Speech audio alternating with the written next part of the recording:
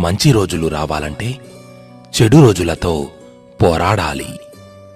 సంవత్సరం మారితే రాతలు ఏమీ మారవు. ప్రయత్నాలను ఆపితే పనులేవి సాగవు.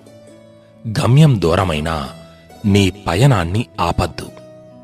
మార్గం కష్టమైనా నీ ప్రయత్నాన్ని ఆపద్దు.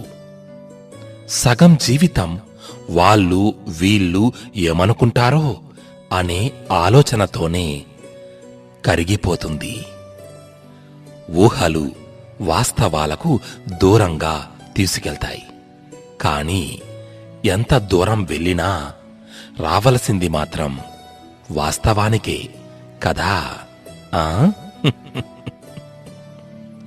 నేను చేయగలను అనే నమ్మకం నీకు ఉంటే ఎలా చేయాలి అనే మార్గం అదే కనిపిస్తుంది.